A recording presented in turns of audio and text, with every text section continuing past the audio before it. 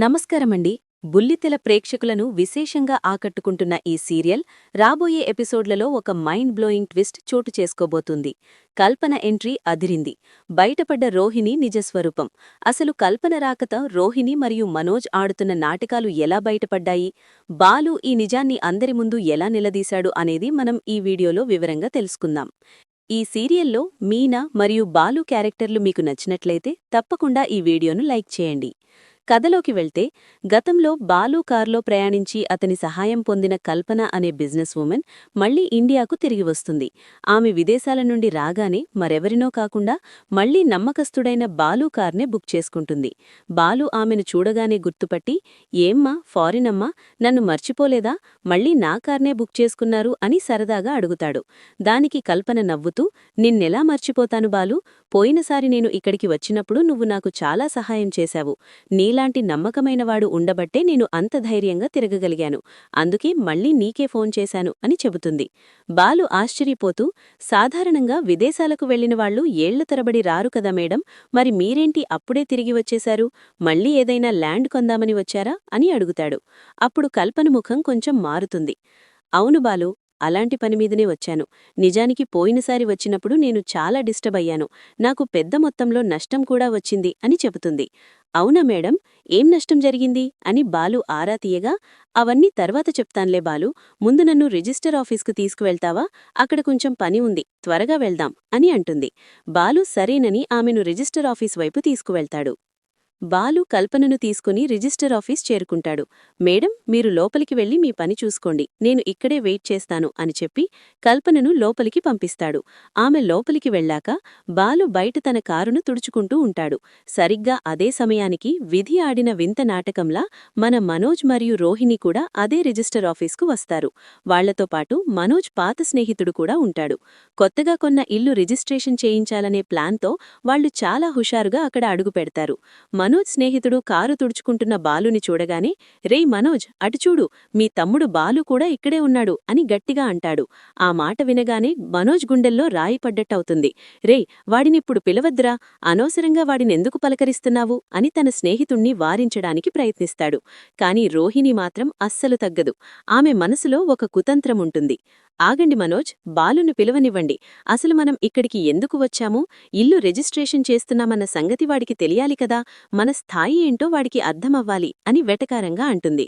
బాలు కూడా వాళ్లని గమనించి కారు తుడుచుకోవడం ఆపి వారి దగ్గరికి వస్తాడు. ఏంటన్నయ్యా, మీరిద్దరూ ఇక్కడ కనిపిస్తున్నారు, ఏం పనిమీద వచ్చారు అని అడుగుతాడు. అప్పుడు రోహిణి తన గర్వాన్ని ప్రదర్శిస్తూ, మేము ఎందుకు వస్తాం బాలు, రిజిస్ట్రేషన్ కోసం వచ్చాం. కొత్త ఇల్లు రిజిస్ట్రేషన్, మా అంటే మీలా పైన ఒక చిన్న గది కూడా కట్టుకోలేక ఆగిపోయేవాళ్లం కాదు కదా, మాకు ఇల్లు కొనే స్తోమత ఉంది అని బాలుని చులకన చేస్తూ అంటుంది.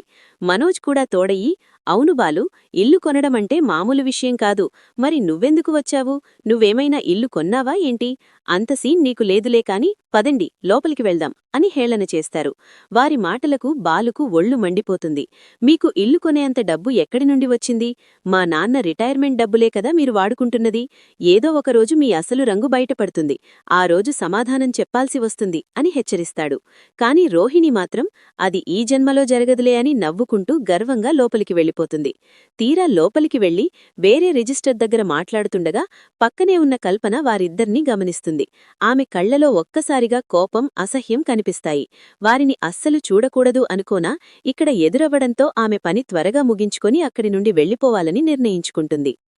రిజిస్టర్ ఆఫీస్ లోపల మనోజ్, రోహిణిలు తాము కొత్తగా కొన్న ఆస్తి గురించి చాలా గొప్పగా ముచ్చట్లు పెట్టుకుంటున్నారు. పక్కనే ఉన్న కల్పన వారి మాటలను వింటూ వారి ముఖాలను చూడగానే తీవ్రమైన అసహ్యానికి గురవుతుంది.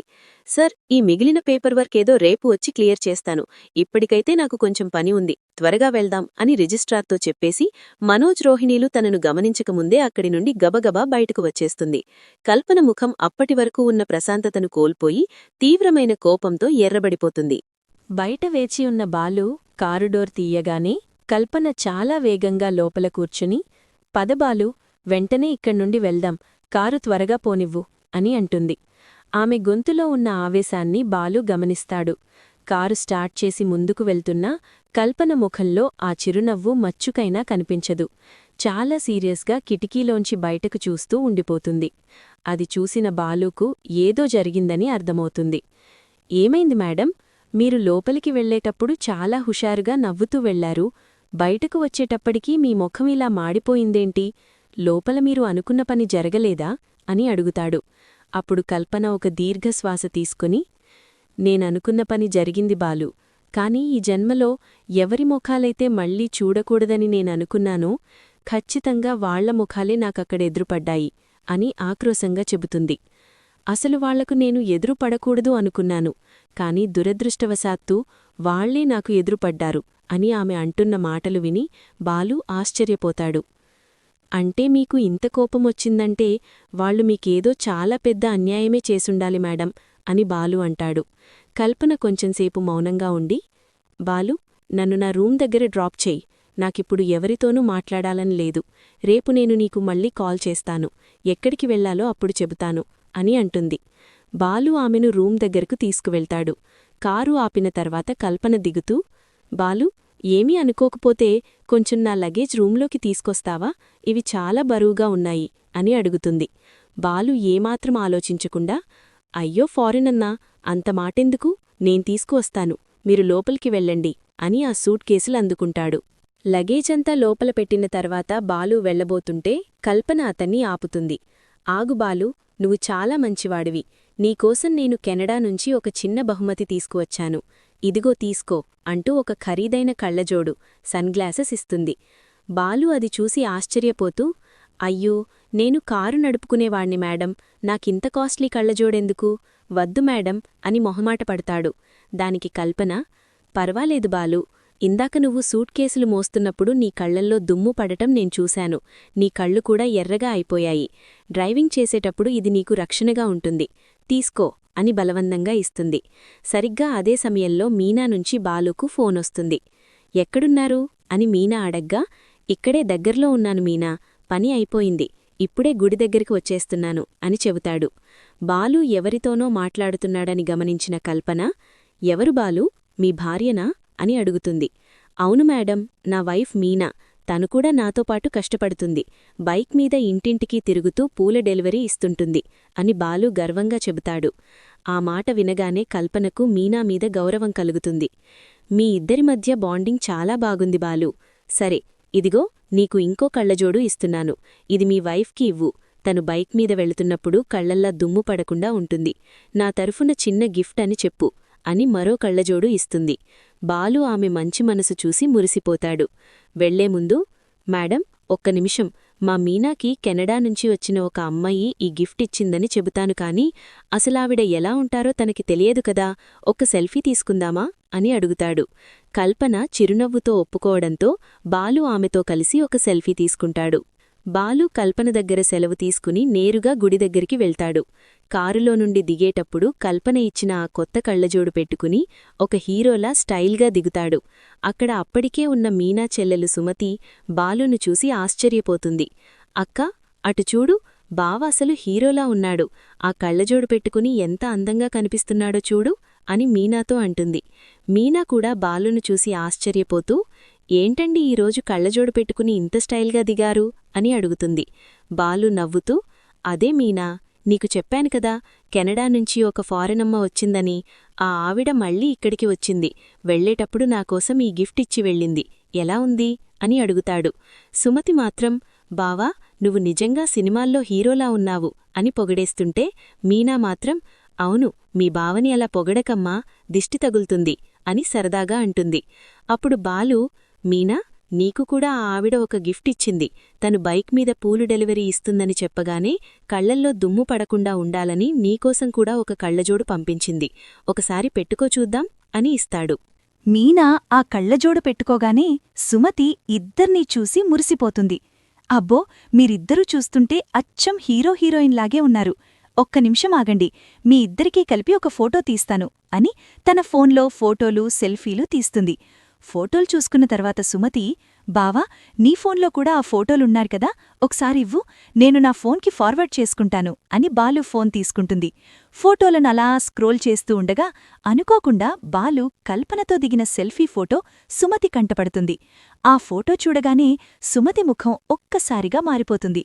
ఆ అమ్మాయిని ఎక్కడో చూసినట్లుగా ఆమెకు గట్టిగా అనిపిస్తుంది. బాలు కల్పన దగ్గర సెలవు తీసుకుని నేరుగా గుడి దగ్గరికి వెళ్తాడు. కార్లో నుండి దిగేటప్పుడు కల్పన ఇచ్చిన ఆ కొత్త కళ్ళజోడు పెట్టుకుని ఒక హీరోలా స్టైల్గా దిగుతాడు.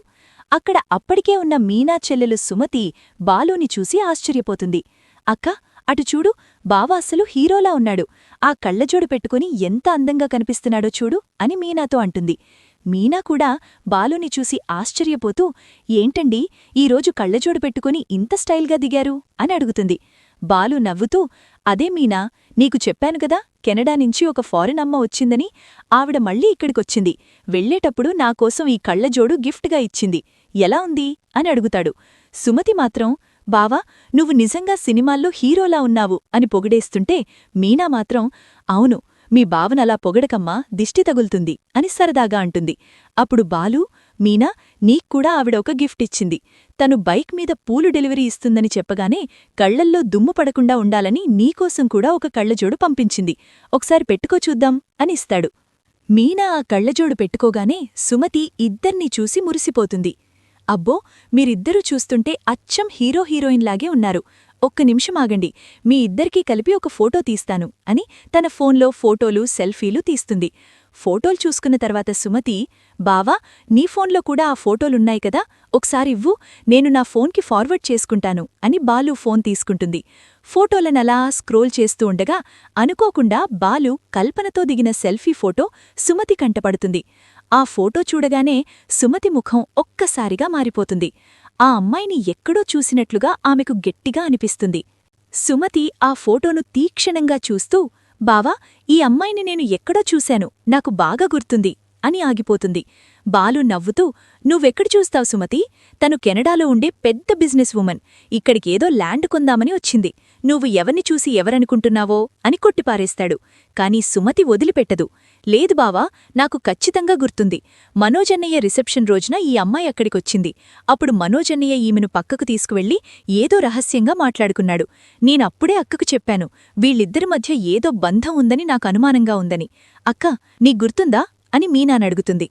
సుమతి మాటలకు మీనా ఒక్కసారిగా ఆలోచనలో పడుతుంది. ఆ రోజు జరిగిన విషయాలను గుర్తుచేసుకుంటూ, అవును సుమతి, నువ్వు చెప్పింది నిజమే. ఆ రోజు మనోజన్నయ్యతో పక్కకు వెళ్లి మాట్లాడిన అమ్మాయి ఈమె, నాక్కూడా ఇప్పుడు గుర్తేస్తోంది అని కన్ఫర్మ్ చేస్తుంది. అది విన్న బాలు షాక్ అవుతాడు. ఏంటి మీనా, మీరిద్దరూ చెప్పేది నిజమేనా? ఆ రోజు రిసెప్షన్కి వచ్చిన అమ్మాయి ఈమెనా అని అడుగుతాడు. సుమతి ఆవేశంగా, అవును బావా, బహుశా మనోజ్ గాణ్ణి మోసం చేసిన అమ్మాయి ఈమె అయ్యుంటుంది. అందుకే ఆ రోజు అంత రహస్యంగా మాట్లాడుకున్నారు అని తన అనుమానాన్ని బయటపెడుతుంది. బాలుకు మొదట నమ్మకం కలగదు. లేదు సుమతి, ఈ అమ్మాయి చాలా మంచిది, నాకెందుకో తనలా చేస్తుందని అనిపించడం లేదు అని అంటాడు. కాని సుమతి వదిలిపెట్టదు. బావా, ఆ రోజు మీ అమ్మగారిక్కూడా ఈ అమ్మాయిని మనోజన్నయ్య పరిచయం చేశాడు. తన పేరు కూడా ఏదో ఉంది. గుర్తొచ్చింది, తన పేరు కల్పన అని అంటుంది. ఆ పేరు వినగానే బాలు గుండె ఆగినంత పని అవుతుంది. కల్పన, ఆవిడకూడా తన పేరు కల్పన అనే చెప్పింది. అంటే మనోజ్ గాడిని మోసం చేసి మా నాన్న కష్టార్జితమైన రిటైర్మెంట్ డబ్బులు 40 లక్షలు కొట్టేసిన కిలాడి ఈమె అన్నమాట. ఇంతకాలం మా నాన్నను ఏడిపించిన మాయలాడి నా కళ్లముందే ఉందా అని బాలు ఆవేశంతో రగిలిపోతాడు. బాలు కళ్లల్లో కోపం కట్టలు తెంచుకుంటుంది. కల్పన, ఆ పేరు వినగానే నాకంతా అర్థమైపోతోంది మీనా. అప్పుడావిడ కార్లో ఎమోషనల్ అయినప్పుడు నిజంగానే ఎవరో అన్యాయం చేశారనుకున్నాను. కాని మా కుటుంబాన్నే నట్టేట ముంచిన మాయలాడి అని అస్సలు ఊహించలేదు. మా నాన్నగారు రక్తం చెమటగా మార్చి సంపాదించిన రిటైర్మెంట్ డబ్బుల్ని నొక్కేసి ఇప్పుడు కెనడాలో పెద్ద బిజినెస్ వుమన్ అని బిల్డప్ ఇస్తుందా అని పళ్ళు పటపటలాడిస్తాడు. సుమతి ఆవేశంగా, బావా, ఈ అమ్మాయిని అడిగితేనే కదా అసలు నిజం తెలిసేది, వదిలిపెట్టుకు బావా, ఎలాగైనా నిలదీ అని అంటుంది. మీనా కూడా కంగారుగా, అవునండి, ఒకసారి వెళ్ళి మాట్లాడండి. మా అన్నయ్యను మోసం చేసిన అమ్మాయి ఈమె అయితే మన డబ్బులు మనకు రావాలి కదా అని చెప్తుంది. బాలు ఇక ఆలస్యం చేయకుండా, మీనా, నువ్వు సుమతిని తీసుకుని ఇంటికి వెళ్ళు, నేను ఇప్పుడే వెళ్ళి ఆ కల్పన సంగతేంటో తేల్చేస్తాను అని కారువైపు వెళ్తాడు. మీనా తను కూడా వస్తానని అంటుంది కాని బాలు వద్దు అని చెప్పి అక్కడి నుండి వేగంగా కారు పోనిస్తాడు. బాలు నేరుగా కల్పన ఉంటున్న రూం దగ్గరికి చేరుకుంటాడు.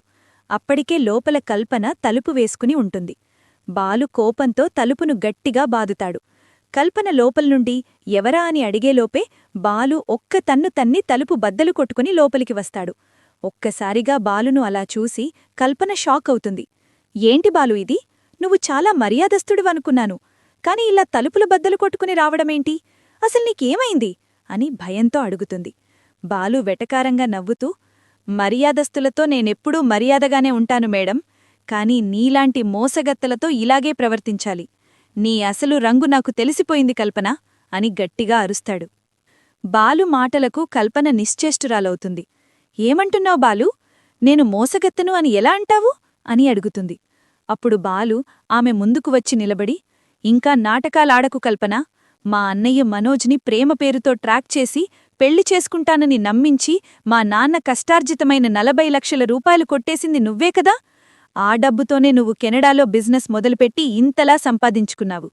ఈరోజు నువ్వు తింటున్న తిండి, అనుభవిస్తున్న ఈ లగ్జరీ అంతా మా నాన్నగారి రక్తం. మా కుటుంబాన్ని రోడ్డున పడేసి ఇప్పుడు ఏమీ తెలియని అమాయకురాలిలా నటిస్తున్నావా? అని నిలదీస్తాడు. బాలు ఆవేదన, కోపం చూసిన కల్పన ఒక్క క్షణం మౌనంగా ఉండిపోతుంది. బాలు ఇంకా ఆవేశంగా, చూడు కల్పన, మర్యాదగా అడుగుతున్నాను. మా నాన్న డబ్బులు మాకు తిరిగిచ్చేయ్. లేకపోతే ఇప్పుడే పోలీసుల్ని పిడిచి నిన్ను అరెస్ట్ చేయిస్తాను. నువ్వు ఎంత పెద్ద బిజినెస్ ఉమెన్ అయినా సరే నిన్ను వదిలిపెట్టను అని హెచ్చరిస్తాడు. బాలు పోలీస్ స్టేషన్ అన్న మాట వినగానే కల్పన ముఖంలో భయం బదులు ఒక వింతైన నవ్వు కనిపిస్తుంది. ఆమె గట్టిగా నవ్వుతూ, పోలీసుల్ని పిలిపిస్తావా బాలు? పిలిపించు. వాళ్లు వస్తే నా గురించి నీకేం చెబుతారో తెలుసా?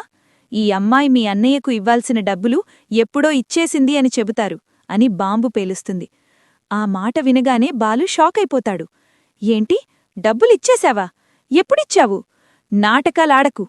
డబ్బులిచ్చి ఉంటే మా నాన్న ఇంకా ఆ డబ్బు కోసం ఎందుకు బాధపడుతున్నారు? ఇంట్లో ఈ గొడవలన్నీ ఎందుకు జరుగుతున్నాయి? పోలీసుల పేరు చెప్పగానే ఇలా అబద్ధాలాడుతున్నావా?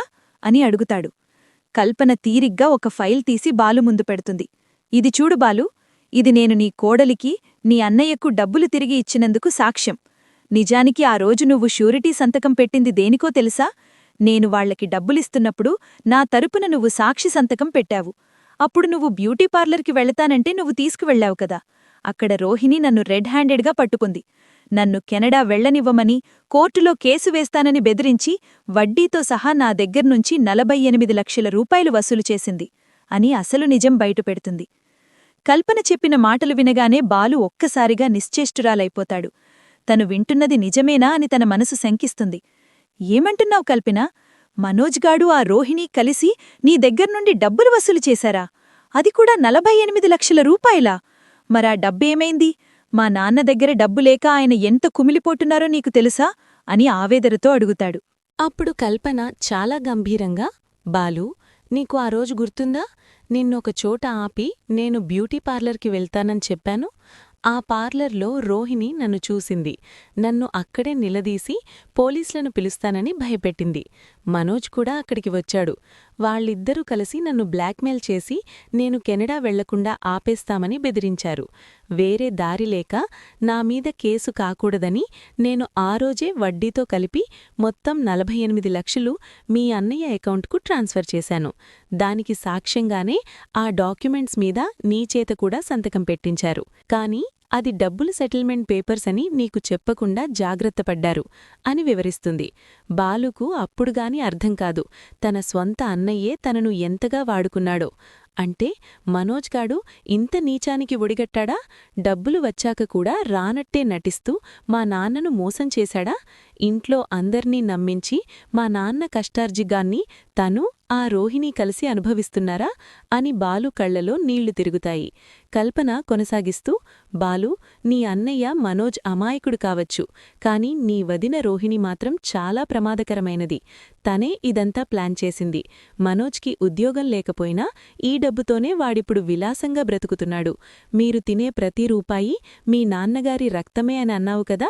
అది నిజమే, కాని ఆ డబ్బును దోచుకున్నది నేను కాదు, నీ అన్నయ్యే అని నిజాన్ని కళ్లకు కట్టినట్లు చెబుతుంది. బాలు ఆవేశంతో ఊగిపోతాడు. తన కళ్ల ముందే ఉన్న సాక్ష్యాలను చూస్తుంటే అతనికి తల తిరిగిపోతుంది.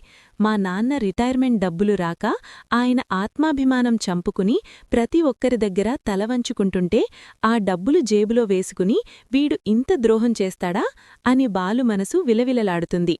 అప్పుడు కల్పన బాలువైపు జాలిగా చూస్తూ, బాలు, నువ్వు నిజాయితీపరుడివి కాబట్టే ఇవన్నీ నీకు తెలియకుండా వాళ్లు జాగ్రత్తపడ్డారు.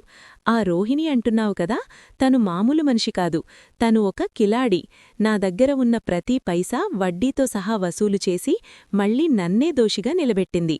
ఇప్పుడు మీరు ఇంట్లో ఖర్చు పెట్టుకుంటున్న ప్రతి రూపాయి, ఆ మనోజ్ పెట్టుకున్న ఫర్నిచర్ షాపు అంతా మీ నాన్నగారి కష్టార్జితమే. ఆ డబ్బులు ఎక్కడినుంచి వచ్చాయో మీ అమ్మకు నాన్నకు అబద్ధాలు చెప్పి వాళ్లను కూడా మోసం చేస్తున్నారు అని చెబుతుంది. బాలు కళ్లలో ఇప్పుడు కోపం కంటే పగ కనిపిస్తుంది. అమ్మా, పార్లమ్మా, జైల్లో ఉన్న మీ నాన్న ఇచ్చాడు, అది వచ్చింది ఇది వచ్చింది అని మీరు ఖర్చుపెట్టే ప్రతి రూపాయి మా నాన్న రక్తమే అన్నమాట. రోహిణి, మనోజ్, మీ ఇద్దరి అంతం చూడటానికి బాలు వస్తున్నాడు అని మనసులో అనుకుంటాడు. వెంటనే కల్పన వైపు తిరిగి, మేడం, నాకొక చిన్న సహాయం చేస్తారా? ఇప్పుడు మనోజ్ మీకు డబ్బులు ఇచ్చినట్లు, మీరు అతనికి 48 లక్షలు సెటిల్ చేసినట్లు మీ దగ్గర ఉన్న సాక్ష్యాలతో వచ్చి మా అమ్మకు నాన్నకు నిజం చెబుతారా? ఆ ద్రోహుల ముసుము తొలగించడానికి మీరే మాకు ఆధారం అని బాలు అడుగుతాడు. కల్పన ఏమాత్రం ఆలోచించకుండా, ఖచ్చితంగా వస్తాను బాలు. నిన్ను, మీ నాన్నను ఇంతగా మోసం చేసిన వాళ్లను నేను కూడా వదిలిపెట్టను. నా వల్ల మీ కుటుంబానికి జరిగిన నష్టం కంటే మీ అన్నయ్య చేసిన ద్రోహమే చాలా పెద్దది. పద, ఇప్పుడే వెళ్దాం అని అంటుంది. బాలు కల్పనను తీసుకుని చాలా వేగంగా ఇంటికి బయలుదేరుతాడు. ఆ ప్రయాణంలో బాలు మనసు నిండా మనోజ్ చేసిన మోసం, రోహిణి వేసిన కుతంత్రాలే మెదులుతుంటాయి. ఈసారి జరిగే యుద్ధం మామూలుగా ఉండదని బాలు నిశ్చయించుకుంటాడు. బాలు కల్పనను తీసుకుని ఆవేశంగా ఇంటికి చేరుకుంటాడు. అప్పటికే ఇంట్లో అందరూ హాయిగా కబుర్లు చెప్పుకుంటూ ఉంటారు. బాలు లోపలికి అడుగుపెట్టగానే గట్టిగా విజిల్ వేస్తూ, విసిల్, మనోజ్, రోహిణి, అందరూ బయటికి రండి అని గట్టిగా కేకలు వేస్తాడు. ఆ అరుపులకు ఇంట్లో వాళ్లందరూ ఒక్కసారిగా ఉలిక్కిపడి హాల్లోకి వెస్తారు. ప్రభావతి కంగారుగా, ఏంట్రా బాలు, ఏమైంది నీకు? ఎందుకలా పిచ్చి పట్టినట్లు విజిల్ వేస్తున్నావు అని అడుగుతుంది. బాలు ఏమాత్రం తగ్గకుండా, రావాల్సిన వాళ్లు రావాలి కదా మమ్మీ, అందుకే పిలుస్తున్నాను అని మనోజ్ వైపు కోపంగా చూస్తాడు. మనోజ్ తడబడుతూ, ఏంట్రా, ఏమైంది, నీకేమైనా పిచ్చి పట్టిందా అని అంటుంటే బాలు వెంటనే అక్కడే ఉన్న డైనింగ్ టేబుల్ని ఒక బోనులా అడ్డం పెట్టి మనోజ్ను అందులో తోస్తాడు. రా, ఈరోజు నా చేతిలో నీ పని అయిపోయింది, ఇక్కడ బోనులో నిలబడు అని గర్జిస్తాడు. మనోజ్ భయపడుతూ ఏంట్రా ఇదంతా అని అడుగుతుంటే బాలు సూటిగా ఒక ప్రశ్న వేస్తాడు. ఒక్క మాట చెప్పు, నిన్ను ప్రేమించి మోసం చేసిన కల్పన నీకు మళ్ళీ ఎప్పుడైనా కనిపించిందా అని అడుగుతాడు. ఆ పేరు వినగానే మనోజ్ మరియు రోహిణిల గుండెల్లో రైళ్లు పరిగెడతాయి. కాని మనోజ్ తన భయాన్ని బయటపడనీయకుండా, తను నాకెందుకు కనిపిస్తుంది, ఎప్పుడో వెళ్ళిపోయింది కదా అని అబద్ధం చెప్తాడు. బాలు వెంటనే, మరి నీకింత డబ్బు ఎక్కడ్నుంచొస్తోందిరా? ఈ ఖరీదైన ఫర్నిచర్ షాపులు, ఈ విలాసాలు అన్నీ ఎలా వచ్చాయి అని నిలదీస్తాడు. రోహిణి వెంటనే అందుకొని, అదేంటి బాలు అలా అడుగుతావు, మా నాన్నగారు జైల్లో ఉన్నా తన ఆస్తి అమ్మి డబ్బులు పంపించారు కదా అని తన పాత అబద్ధాన్ని మళ్లీ వల్లెవేస్తుంది. బాలు అసహ్యంగా నవ్వుతూ, మీ నాన్న ఎన్ని కోట్లు పంపించారే నీకు, ఇంకా ఎంతకాలం మా కుటుంబాన్ని ఇలా వెర్రి వెంగళప్పలం చేస్తారు అని గట్టిగా అరుస్తాడు. అప్పుడే ప్రభావతి తన కొడుకును వెనకేసుకొస్తూ, బాలు, వాడెదుగుతుంటే చూసి ఓర్చుకోలేక ఇలా మాట్లాడుతున్నావు, వాడు కష్టపడి సంపాదిస్తుంటే నీకెందుకురా అంత కుళ్ళు అని బాలూనే తిడుతుంది. ప్రభావతి మాటలకు బాలు ఒక్కక్షణం మౌనంగా ఉండి విరక్తిగా నవ్వుతాడు. కుళ్ళు నాకా? ఎదుగుతున్నాడని నేనేడుస్తున్నానా? మమ్మీ, ఈరోజు నువ్వు ఎవరినైతే నెత్తిన పెట్టుకొని ఊరేగుతున్నావో వాడు చేసిన ద్రోహం తెలిస్తే నువ్వే వాడిని ఇంట్లోంచి గెంటేస్తావు అని గర్జిస్తాడు. రోహిణి వెంటనే అందుకొని, చూశారా అత్తయ్య, మనోజంటే వీడికి ఎంత అసూయో, మేమంటే పడి ఏడుస్తున్నాడు, మా మీద పడి ఏడిచినా నీకేమీ రాదు బాలు అని చాలా నీచంగా మాట్లాడుతుంది. ఆ మాటలు విన్న బాలు, నిజమా పార్నమ్మా, మరి వీడు పెట్టిన ఫర్నిచర్ షాప్కి మీ నాన్నే డబ్బులిచ్చాడా అని అడుగుతాడు. రోహిణి గర్వంగా, అవును, మా నాన్నే ఇచ్చాడు అని మళ్లీ అబద్ధం చెప్తుంది. అప్పుడు బాలు గుమ్మం వైపు తిరిగి, మేడం, లోపలికి రండి అని పిలుస్తాడు. అందరూ ఆశ్చర్యంగా అటు చూస్తుండగా కల్పన హుందాగా ఇంట్లోకి అడుగుపెడుతుంది. కల్పనను చూడగానే మనోజ్, రోహిణిల కాళ్ల కింద భూమి కదిలిపోతుంది. వాళ్ల ముఖాలు ఒక్కసారిగా పాలిపోయి చెమటలు పట్టడం మొదలవుతాయి. ప్రభావతి, సత్యంగారు ఆశ్చర్యపోతూ, ఎవరి అమ్మాయి అని అడుగుతారు. బాలు కల్పన పక్క నిలబడి, మరెవరో కాదు మమ్మీ, మీ ముద్దుల కొడుకు మనోజ్ని ప్రేమించి 40 లక్షలు కొట్టేసి మోసం చేసింది అని మీరు రోజూ తిట్టుకుంటారు కదా, ఆ కల్పన ఈమె అని అసలు నిజాన్ని బాంబు పేల్చినట్లు చెప్తాడు. ఆ మాట వినగానే ప్రభావతి ఒక్కసారిగా ఆవేశంతో ఊగిపోతుంది. ఏంటే, అమాయకుడైన నా కొడుకుని మోసం చేసి వాడి డబ్బులు తిని మళ్లీ ఈ ఇంటికే వస్తావా అని కల్పనను కొట్టడానికి చెయ్యెత్తుతుంది. సత్యంగారు కూడా కళ్లల్లో నీళ్లతో, ఎందుకమ్మా ఇలా చేశావు? నేను రాత్రి పగలు కష్టపడి సంపాదించిన ఆ 40 లక్షలు మాకు ఎంత అవసరమో తెలుసా? ఒక డ్రైవర్గా నేను రక్తం చిందించి కూడబెట్టిన ప్రతి రూపాయిని అంత ఈజీగా ఎలా కొట్టేయాలనిపించింది నీకు అని ఆవేదనతో అడుగుతారు. కల్పన తల ఉంచుకొని, నన్ను క్షమించండంకల్, నేను ఆ విషయంలో తప్పు చేశాను అని అంటుంది. ప్రభావతి ఇంకా ఆవేశంగా, ఏంటే, తప్పు చేశానని చెప్పి తప్పించుకుందావనుకుంటున్నావా? నీ మాయమాటలు విని ఆ డబ్బులు మాకు వద్దని వదిలేస్తామనుకుంటున్నావా? కొట్టేసిన మా ప్రతి రూపాయి ఇప్పుడు కక్కు, లేదంటే నిన్నిక్కడ్నుండి వెళ్లనివ్వను అని గట్టిగా అరుస్తుంది. రోహిణి కూడా పైకి కల్పనను తిడుతున్నట్లు నటిస్తూ లోపల మాత్రం తన గుట్టెక్కడ బయటపడుతుందో అని వణికిపోతూ ఉంటుంది. అప్పుడు కల్పన తలెత్తి నేరుగా ప్రభావతి కళ్లలోకి చూస్తూ, నన్ను డబ్బులు కక్కమంటున్నారు కదా, ఆ డబ్బులు నేను మీ కోడలికి మీ కొడుకుకి ఎప్పుడో ఇచ్చేశాను అని అసలు నిజాన్ని బయటపెడుతుంది. ఆ మాట వినగానే హాల్లో ఉన్నవారందరూ ఒక్కసారిగా షాకవుతారు. కల్పన కొనసాగిస్తూ, నన్ను పోలీస్ స్టేషన్లో నిలబెట్టి మీ కోడలు రోహిణి వడ్డీతో సహా 48 లక్షల రూపాయలు వసూలు చేసింది. ఆ డబ్బులు నేరుగా మీ కొడుకు అకౌంట్కే పంపించాను. నేను ఆ విషయం మీకు చెప్పడానికే వచ్చాను అని బాంబు పేలుస్తుంది. రోహిణి తడబడుతూ, నువ్వా?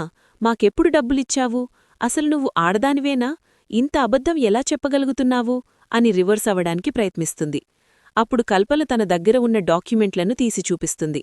ఇదిగో, ఆ రోజు మీ రోహిణి నన్ను బెదిరించి సంతకాలు పెట్టించుకున్న డాక్యుమెంట్స్ ఇవే. మీ బాలు కూడా దీనికి సాక్షి సంతకం చేశాడు. కావాలంటే ఈ కాపీలు చూడండి అని బాలు తమ్ముడు రవికిస్తుంది. రవి ఆ పేపర్లు చదివి షాక్ అయిపోతాడు. అవునమ్మా, వదిన, అన్నయ్య ఇద్దరూ ఈ డాక్యుమెంట్స్ మీద సంతకాలు పెట్టారు. కల్పన్ గారు ఆ 48 లక్షల రూపాయలు ఎప్పుడో మనోజ్ అన్నయ్య అకౌంట్కు ట్రాన్స్ఫర్ చేశారు. ఇది అక్షరాల నిజం అని చెప్పడంతో ఇంట్లో పిడుగుపడ్డంత పనవుతుంది. ప్రభావతి కళ్ళు తిరిగినంత పనవుతుంది. అప్పటివరకు కల్పనను తిట్టిన ప్రభావతి ఇప్పుడు తన కొడుకు మనోజ్ వైపు తిరిగి ఒక రకమైన ఆవేదనతో, కోపంతో అతణ్ణి చూడటం మొదలుపెడుతుంది. మనోజ్, రోహిణీలకు ఇప్పుడు ఎటు చూసినా తప్పించుకునే దారి కనిపించదు. ప్రభావతి ఒక్కసారిగా నిశ్శబ్దమైపోతుంది. ఆమె కళ్లలో అప్పటివరకు ఉన్న కోపం ఇప్పుడు తన సొంత కొడుకుమీదే తిరుగుతుంది.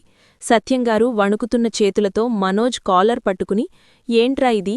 నిజమేనా? మా అందర్నీ ఇంతగా మోసం చేశావా? ఆ కల్పని డబ్బులిచ్చేసినా ఇంకా రాలేదని అబద్ధం చెప్పి నన్ను ప్రతిరోజూ నరకం చూపించావా అని కన్నీళ్లతో అడుగుతారు.